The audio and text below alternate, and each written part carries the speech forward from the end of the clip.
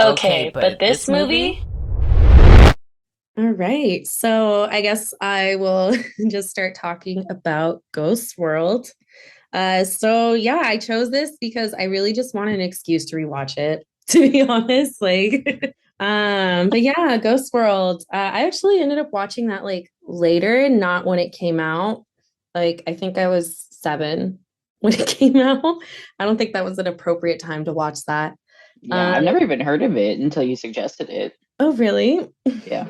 Wow. Look at me being all like elite, not elitist. Um, but yeah, so I was looking up some stuff about it. So the guy Daniel Klaus, and I had to look up how to pronounce that because I was like, is it Close Klaus? Not only is he like the writer of the comic, but he also did the like was the screenwriter. So he's like the creator of the story, and they like brought him on to write the actual movie. That's Um, cool. yeah, right. Like, because sometimes, like, what happens is like they're like, "Man, no, we don't want you to write the movie. Like, it was great as a Right. story, but we just want to make it our own."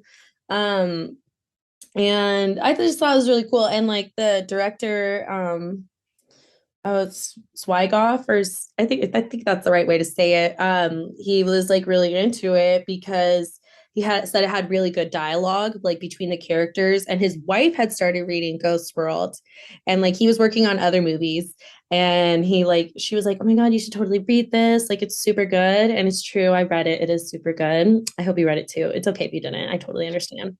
I was watching some interviews, and the writer was even saying like he saw the girls as his alter egos. I thought that was really interesting because a lot of the times after watching his interviews, I felt like he was more of a Seymour, but not like the comic Seymour, because Seymour was a little sadder in the comic and he like yelled at the girls. And I was like, oh my gosh, like how could you? But also like how could they? uh, Honestly, but they're like invading his privacy to be real here, you know? yeah. But I mean, what else could you expect from high schoolers at that age? I mean, did you Yeah, ever it's do prank true. calls as a kid? I never did prank calls. I was the golden child, let me tell you. I definitely did that way to make me feel bad. I'm kidding. Well, like I was the friend that could do voices and stuff, and I could imitate people, so I would.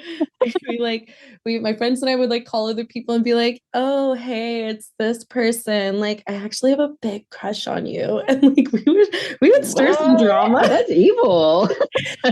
So I resonate with Enid in that sense. I resonate with her a lot.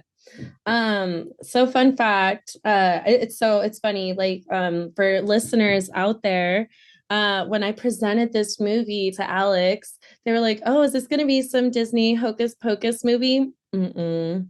Mm-mm. If you haven't seen Ghost World, you're definitely in for a show. I feel like I like went into like a whole little tangent there, and I'm really gonna get to the meat of it. Um, it's just like it's really a dark comedy is the best way to describe it. Love it, fabulous. It stars Thora Birch and little baby ScarJo. For those who don't know, that's Scarlett Johansson. Is she Jost now because she's with Colin Jost, the guy from SNL? I don't know. We'll I talk about don't that. think so. No. So as of now, she's still ScarJo. But interestingly enough, for the Enid, I don't know if you saw this, but they considered Claire Danes for that character, Jennifer Love Hewitt or Alicia Silverstone. Could you imagine any of them? Uh, no, especially not Claire Danes. Mm-mm, that one's Really? a hard Okay, so pass. it's funny you say that. That was the only one I could consider. Really? Because No, she I had mean, like I've only seen her in Stardust, so I don't really have much to go off of. okay, I haven't seen that, but like she was in My So-Called Life, right? And like she had Yeah. kind of, like a dark, like sultry teen side to her. That's why the only reason I consider Claire Danes doing that. And then for Rebecca, who is played by ScarJo, who else did they? So okay, real quick, an interesting point to me is that the the comic is like I feel like Rebecca and Enid got like pretty equal screen time, if you will, in the comic. And then in the movie, I felt like Enid was definitely like the focus, and like it was more of her storyline, and Rebecca just kind of swam in and out. Yeah. And like when I watched the making of Ghost World, which was like 11 minutes literally. It was really cool though. A lot of times they would just a lot of different people involved with the movie would describe Enid, but only ScarJo would describe Rebecca, which was really interesting. Like they spent a lot of time, like the director was like Enid's like observant, sensitive, and smart, and like talking about Thora Birch, and then like even Daniel would talk about Enid, but then like the only time you'd hear Rebecca spoken of, which what was said about her was she has her head on her shoulders and she's heading in the right direction. That was said by Scarlett Johansson. So I just thought it was really interesting that it's kind of like I don't know, there's like definitely a main character in it and not so much what you Yeah, well, I think for any movie, it's kind of hard to focus on multiple people, like even movies that are supposed to be focused on multiple people, like multiple families and different storylines and like stuff like that. There's always, you're following one person. I think this is how movies are set up sure. and books and stuff like that, where you're supposed to be following one person. That's a good point. And I'm like, yeah, maybe it's good. You're Well, not happy because about it? I feel like I'm falling into that like problem of like oh, I read the comic book and it's so different and like I think I keep comparing it to that. But I guess that's just an interesting thing. Another note that I actually didn't actively think about throughout the movie and I feel like such a dingus is that Josh is just a younger version of Seymour, their friend. I didn't get that. I didn't No, get the no, right? But like vibes. when you think about it, like they so in the movie listeners, I keep like it's not just our conversation, we have listeners. Like in the movie, Enid and Rebecca have this friend and he works just at a store or at a gas station, right? And he's just like a cashier and he just kind of like they string him along with everything and at times it feels like Enid just like keeps him around just because he's kind of like goofy and like a little bit of a pushover and like she can push him um and I think she sees Seymour the same way. It's like she admires him because he's quirky and weird, not because she admires the things that he enjoys until later. I think she figures that out later that she does actually like the same things he does, but it's not cool to do it. It's cool to like be an observer, you know? Yeah. So like I feel like maybe that's also like why we didn't see the connection is because Enid doesn't see the connection between Josh and Seymour. And like a lot of the times we do see it through her eyes. Um, but wow, I'm being like really bad about giving a synopsis. I guess that's not the direction we're going in. We're just telling you how great this movie is. um, and then another interesting thing that came up in my research, I feel like that kid on Magic School Bus, like according to my research, do you know that kid? Is that Sarah? I do not remember that show at all. I remember that I watched it, but honestly, I remember like the Ronald McDonald cartoon more than I remember that Oh my show. gosh, did you watch the one where they went to Grimace Island? That was a goodie. Yeah, straight The up. Whirlpool. It's so good. Bring those back. They were kind of scary, I but like good. know. We We're like watched Years revamping of Dog. Ghostbuster. Bring back McDonald's movies. Listen, they make enough money, but also I'm like, that was like the era of like prime television and movies Mhm. and stuff. Let's get real. And that's why Hollywood is bringing it back around because they Good can't point. think of anything else. Like, Gossip Girl and like Fantastic Four and like all those things, like all of Pretty these Little things. Liars. And yeah, Pretty Little Liars, they won't let that shit die. Okay. I'm like, they have two spin-offs now. One of them didn't make it. The other one's just started. But it's just like they know that this worked well. It lasted 8 seasons. Like Pretty Little Liars lasted like 8 seasons.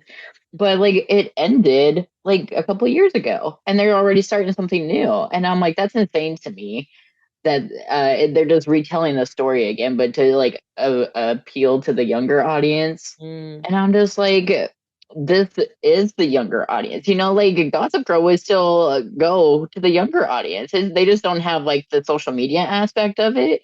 But I mean, like the whole thing is social media. Yeah. Like that's what Gossip Girl is, you It's know? just very different then too. Very one-sided. Yeah.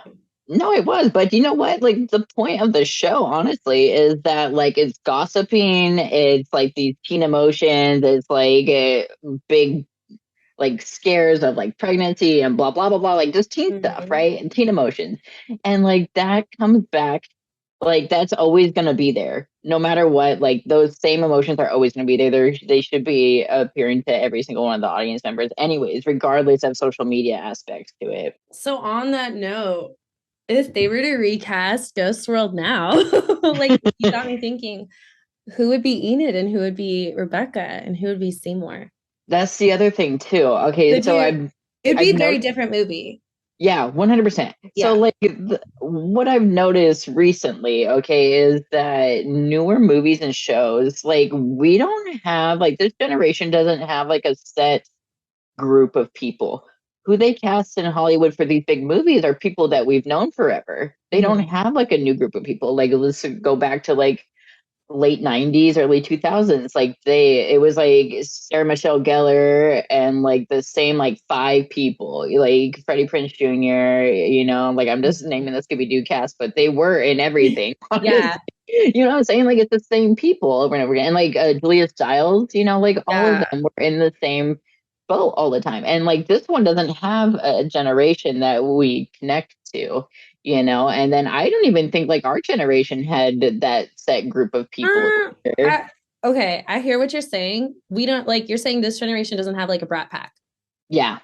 And I would argue we had Aaron Carter, Hilary Duff, Lilo or Lilo, however you called her, Lindsay Lohan, Paris Hilton. Well, she wasn't in movies, but we did have, I think, like, and also Mm-hmm. an interesting point to that. So I was listening to this other podcast. It's Always Sunny in Philadelphia. I have no rights to that, but I want to reference something that Glenn Howerton said. Um, is that like Hollywood it was between Glenn Howerton and Rob, and they were saying like Hollywood's kind of been decentralized. Like you're not just famous when you come out of Hollywood. You can get famous on like TikTok, you can get famous on Instagram, you can get famous on Snapchat, all these different platforms. And there isn't just like one way to become famous, and it's become like decentralized. And they were even like going as far to say is like you don't even have to do anything first. You could get famous first and then make movies and then make music and then be a model. Like you could become online famous and then do stuff. Whereas like before you had to do something and then you got recognition and fame. You know what I mean? Like I acted in Yeah. 20 movies and got 50 Oscars and now you know my name. Whereas now you could be like, now you know my name and hey, do you want me in your movie so that you could get more tickets in the box office? And Right. like so yes, and also like at the same time it's kind of like it's revolutionary like how the industry is changing, and we're kind of like even we're in the middle of that, dude. Like we're making a podcast, and wow, is that like really meta when you think about it It is. in that sense? It is. But that's what I was saying though. I mean, like they cast Addison Rae Yeah. into She's All That remake of He's All That, which was not good. I did not like that movie. But I did not. like you can tell that she has not had acting lessons, or she was not designed to be an actor, like she is TikTok famous. And like the thing is that like people who don't have TikTok, which is far and few in between, honestly, but there are people out there. Mhm. I have never used TikTok. I have no idea who Addison Rae was, and I had to look her up, and I found out that she was TikTok famous, and then they put her into something. So like I can see how that can draw in an audience, and it also had the appeal to us older people of this movie that already happened and it's a remake of it, and like that movie was like obviously like different for its time, where it's like not politically correct anymore, where it's like some ugly girl, make her hot, now she's everything, and like canceled all over the place type of thing, but I mean it brings in a wide audience, but I don't think it's necessarily a good audience either. That doesn't make the movie good, you know what I'm saying? It's not a stable audience. Yeah, exactly. And especially like if you bring up the point like, and acting is like relative. Like if you may like some acting style over another, like my dad, I don't understand, but he hates Adam Sandler movies. And like I don't understand that, like to each their own. So like at the same time, like maybe like her style of acting, maybe that does draw certain people. Maybe some people do like what she did. But yeah, it's weird now, like what's gonna hit. um Yeah. I think what I heard you say though is Addison Rae could be in Ghost World. Like I feel like that would also like fit But no, okay, no, because like that's like the whole premise of the movie is like to be non-mainstream. So would they pick somebody, but at the same time they picked Thora Birch and she was not mainstream. I don't know. I mean, like she had the success of Hocus Pocus on Yeah, her, and like and like being a child she did star. American Beauty around that time too as well. And she Yeah, really that skyrocketed her as like not adult actress in that sense, but like as a graduating from Disney yeah, actress. Which is yeah, I feel like a exactly. lot easier to do in that era than it was in the 2000s or like later 2000s. Yeah, Um, but yeah, I don't know who would it be now. I don't know. I only know like the Stranger Things kids, Okay, honestly. I was gonna say Maud Apatow could do Rebecca. I The could see that. Yeah, a yeah. lot of the Euphoria cast could be in there, Yeah, because honestly. they already show like they already like it's obvious they can do like something darker.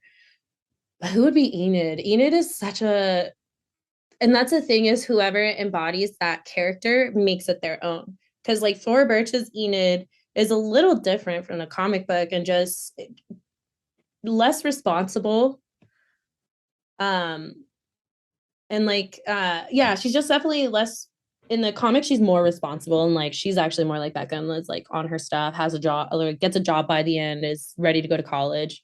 But Right, maybe she's definitely different and I wonder how much of that is like just their writing and how much of it is like, oh, we have this actress for this role and this just seems more her, you know. right, right. Well, I mean, like, especially if they cast someone, well, obviously they would have to, would they recast Rebecca? I mean, like, essentially that person doesn't really need to do anything either, Like, it would, like, if it is the exact same way as the movie was before, where, like, Rebecca isn't the main focus at all. So I was just like, that one can be, like, anyone could play it, honestly. That's how I view it, You really see it that way? Yes, but like what's his face? Seymour and Thora Birch's character, like they would honestly like those are the main people that like who's better than Steve Buscemi for that? I mean he's such I a never good thought like about it. John awkward Waters? The it's only just way. so good. Like that's the thing too, is that there's like a lot of actors and stuff like that that get typecasted a lot. So we don't even know Yeah. like the full range of people too. And like I was kind of gonna go into that with even Jennifer's Body, where it just Mm. um Megan Fox, she got typecasted. Like, let's get real here, I mean, like, she was an attractive lady, like she still is. But I'm just saying, like, during that era, like early 2000s, late 2000s, like MTV's like going hard.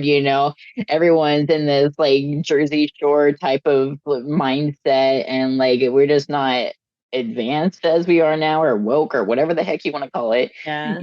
And then, but anyways, like she got typecasted as like the hot bitch high schooler, and then so it's incredible to see her in that movie too, where I did not remember after rewatching it. I did not remember how good of an actress she was, like you really see it in there, and I was just like, wow. And then, but like after that, like once you kind of like age out of that type Mhm. of era, it's just like then you don't get any work because like now she's a mom, now she's this, and Hollywood's like, ew, God, So it's hard, but I mean, like it just I'm just saying that there's like a full range of people Yeah. out that we just don't even know the potential of because of typecasting. And that's just kind of how Hollywood is, honestly. Well, why don't we go ahead and just start talking about Jennifer's Body since that is our other movie, you know. So I think it's a good uh I think that's a good segue. Wow.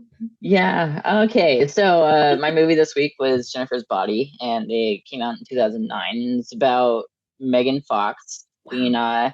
like the typecasted thing, like I said, of just like the hot stereotypical cheerleader in high school. Everyone wants to get with her, and all of these things, and like she has a best friend that's played by Amanda Seyfried, named Needy, and it's funny because her name's Anita Lesnicki, and they gave her the nickname Needy because it was supposed to personify that like she is needy, or like even Jennifer or Megan Fox's character like needed her too, Mhm. like needed that aspect.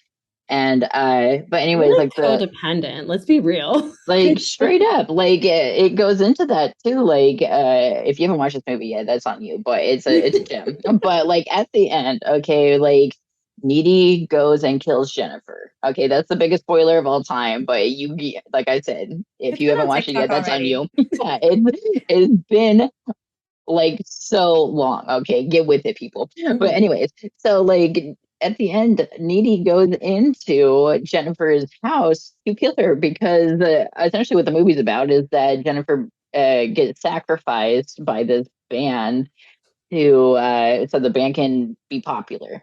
And then, but it's like satanic and everything. And then, like, they're like, we have to sacrifice a virgin. But Jennifer's not no virgin. Okay, everyone knows this except for the band, apparently, because they're stupid. But they kill her. And then, like, what happens is, like, the band does end up getting popular, but it kind of has, like, this adverse effect on Jennifer. Because she wasn't a virgin, she becomes a demon, and like that feeds on boys, and that goes into this whole thing of like feminism, and like I think that's why the movie did really bad too, is that like they sexualized it so much, especially with Megan Fox attached to it, because like the advertisement for it and everything was just like not what the movie is at all. It's like, oh, this is Megan Fox being hot. This is Amanda Seyfried being hot. It's just like it's more focused on the fact that like it's a hot cheerleader in high school Yeah. for the advertisement. So of course, a lot of people aren't going to watch that anyways. I mean, it's a select group of people, but it's just kind of it's leading the audience astray. They're like, "Oh, I'm thinking it's gonna be like some teen drama crap or whatever the heck," and then you go in, it's all demon and whatever, and I definitely watched it to watch Megan Fox make out with a lot of people. yeah, exactly. Like I'm Not guilty gonna of that lie, I shit fell too. into Like, it. yeah, I was guilty of it too. I was like, wow, Megan Fox is Sorry, so Megan attractive. Fox. And that.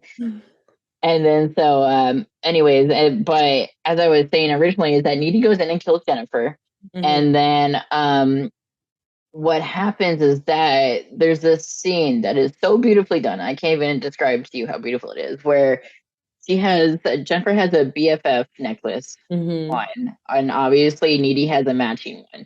And then so Needy like rips it off of her. And then the scene after that where like the necklace, you see the necklace drop to the ground and it does like the chain does a spiral and it's so beautiful. But anyways, after that, because like they were levitating in the air because Jennifer has all these powers now from being a demon, and then like once that gets ripped off, like her powers kind of fade. And then Mhm. it kind of plays into like Jennifer needed Needy, and like she was grounding her, like Jennifer was grounded by Needy, and now that Needy is against her, although Jennifer kind of put on this facade of just like I'm the baddest bitch, I don't need you, I'm better than you, like all the time, like she was a horrible friend, but like when it came down to it, she was nothing without Needy being there. And Yeah. then so when Needy turned on her, she's like, there's no point to living, basically. And I feel honestly that she let Needy kill her. She was over it at that point. She's like, what is the point of my life if even my best friend doesn't want me, type of thing, which is kind of dark. But I mean, like, it kind of goes with the whole thing. And I just thought it was amazing, honestly. And it was so well done, and it has a lot of I'm really into the like one line, like good, like quotable lines, Mhm. like Diablo Cody, who also wrote Juno, is Yeah. very, very good at that. And then so I was watching an interview. It was like a 10-year reunion between Megan Fox and Diablo Cody, and Diablo Cody kind of went into of how she handled, or like how Jennifer's body came about anyways. And she said that like she had her success of Juno, which was successful, Yeah. with Elliot Page and Michael Cera, and like it was so good. Something like this. It was another teen drama thing, but like it still has like those quick one liners that are just so good. But like she had free reign to write whatever she wanted after that because it was so successful. And then so she's like, okay, I want to do a horror movie. So she ended up making the horror movie. And once again, it went into the bad advertisement and all of these things. And then it turned into this whole other thing. So it was not as successful, Mhm. especially during that time era of 2009, you know. So it's just like it got such bad reviews, it got such bad everything, and did terrible in box office, you know. But and like obviously that it would take a mental toll on anyone, like especially as a writer, like that is your child, that is your baby, you know. And so it is very difficult to I couldn't even imagine being a writer in that situation and then coming back to that and then just like getting crushed. And Mhm. she said that she just kind of stopped writing after that, you know. She was just like, I had my successful, I won my Grammy, or not my Grammy, what is it, the Oscar? Oscar. Yeah. Yeah, she got an Oscar, and then people were like, "When are you getting your next Oscar? Like, when are you getting this? Like, like, why aren't you living up to those standards still?" And When are it's you like, gonna understand my writing? yeah, but the thing is that like Oscar writing, like you have to be so good, like you have to be like top of your game all the time. You know what I'm saying? Like, what's wrong with having just one Oscar? Like, that's a huge accomplishment. Like, Yeah. why do you have to go spit out something every single time that it appears to the masses? You know, she wrote Does it for everything herself. have to be a hit? Yeah, exactly. Like she wrote it for herself, and she just got so dejected by it that she's just like, no, I'm just gonna go be a mom now, essentially. And that's what she did. And then like kind of go into it more. Like Diablo Cody is like a persona. Her name is Brooke. I did not look up her last name, but her name was Brooke. Oh, I didn't Is know Yes, and then so like she said that she resonates like on a personal level to needy. Like she is a needy, that. you know. And then so she said when she was writing this, and when she started to become Diablo Cody, that's when people started acknowledging her like as a writer. They're like, "Wow, you're doing stuff that's not normally you, and you're being more eccentric, and you're being all of this." And Hmm. then so now people are paying attention, you know. And then so she's like, okay, Jennifer is like the embodiment of Diablo Cody, like the persona Diablo Cody, where it's just like eccentric and like super out there and something she would never be, and the needy is her. So I thought that was super interesting.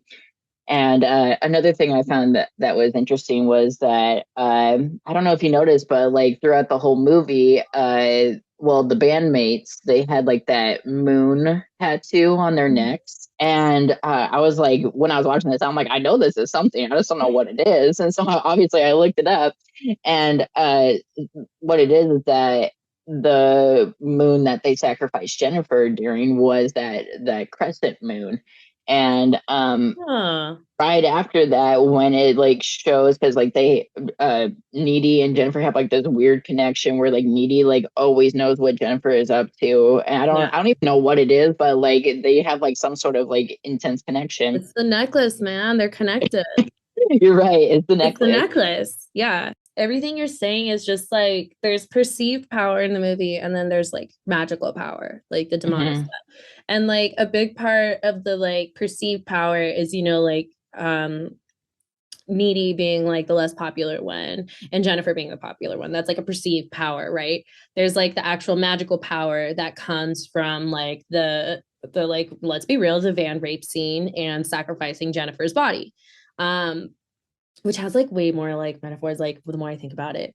Then there's also like the perceived power of like the power dynamic between like Needy and Jennifer, but also like when the necklace is ripped off, you realize how much power Needy really had the whole time. And like that Yeah, goes back to like the codependency. And just like a lot of it is perceived power. But then at the end, when like, Needy can like kick your brains out, like that's like actual magical power, but then also perceived power because she wouldn't like do those things unless she like had believed in herself and like I can like mess up your body, like I right, can really hurt you. Like you can right, only do that if you perceive yourself as being able to do so. So like it right. also goes back, and then like getting into like the power of like just like masculinity versus femininity of like a bunch of dudes in a band going after a under a minor girl and like being like, yeah, come with us. You were just attacked. Like, we're a cool band. Like, let us take care of you. Like, we'll save you, Jennifer. Like, needy. Oh, yeah, you're fine. You know what I mean? Just like even that perceived power dynamic of like, oh, yeah, like, I don't know, like just all that is what's coming up for me. And like, I didn't realize that when I when I was watching it as a teenager. But Yeah, sorry, I just had to get that out real quick. But that, yeah. No, it's intense. Like it's like I think it's so interesting, like rewatching, especially like as older, and you can understand things more, and like especially since we're doing like a little bit more research on Hmm. all these movies, that we can kind of dive into stuff that we never thought of before, and then it's just really intense because like this is such there's underlying tones to every movie, I think, and then Hmm. this one in particular, you don't think about it because, like, once again, it goes into like it's just a teen drama. It's about a girl eating boys, and it's like the horror trope too, Hmm. So I mean, like, you would think that it's kind of like dumbed down a little bit because I feel like that's just how horror movies are, where like the characters don't have a lot of depth to them. They're just running around and kind of doing this and get PTSD, you know. Yeah. But like it's interesting to watch these, like it shows like good writing too, where it's not super upfront, and you have to go back and you have to see these things, and it's just like it's amazing. And like that was how I felt with the first time with Get Out. Like a lot of the stuff went over my head, but then you rewatching it and you're like, wow, wow, wow, And then so I'm sure we'll watch that movie at some point because it's so good. And it's funny you But said that because I thought about that while you were talking because we were talking about just like the real themes that come out of Ghost World, Jennifer's Body, Get Out. Like they're actual like themes that like you can redo these movies because those things are still very real and they like surpass time. Is like what I'm hearing. So it's funny you mentioned Get Out explicitly because I was thinking about that. I was like, that was like a horror movie that's like that could happen. Like that's scary. Like these things are real scary things. Like not made up ghosts. Well, I mean, yeah, be real. I used to do ghost tours. Ghosts are real. They're real, guys. they're around, I swear. Crap. Uh, but anyways, going back to my original point of the Yeah. moon was that Yeah. with that weird connection that they have, Needy, when it flashes, okay, so like Jennifer's getting killed, is showing all of that, and then it flashes over to Needy, and Needy can like feel it, see it, or something. Like she's like, oh my god, something's wrong. But like when it flashes to her, there's also that crescent moon decoration in her room. And Oh, then so like it's supposed to be like a foreshadowing of Needy being possessed. And I yeah. was like, Needy got possessed? And I was like, I must have blocked that out real hard or something, you know? Yeah.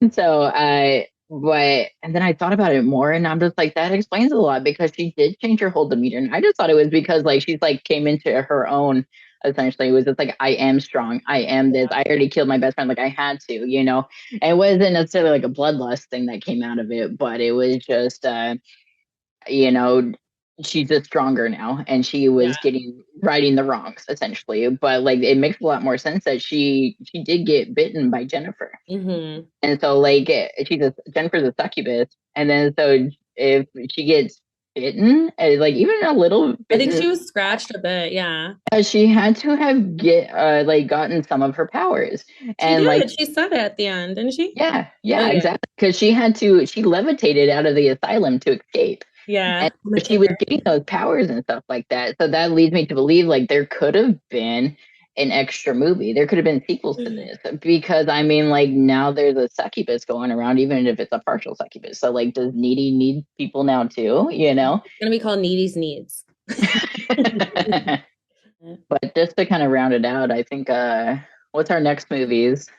Next week we're doing The Mask and Scott Pilgrim versus the World. So sticking with our comic theme, even though Jennifer's Body became a comic after, or a graphic Yes. novel. Sorry, they explicitly said it was a graphic novel. Yes. Nobody come The for difference, me. I don't know, but I mean, like, whatever. Yeah, nobody come for me. But yeah, beautiful, beautiful metaphors. Yeah, Um, 100%. I think this is exciting, diving into all of this. It's a nice conversation. Absolutely. Yeah. Like, what's wrong with having just one Oscar?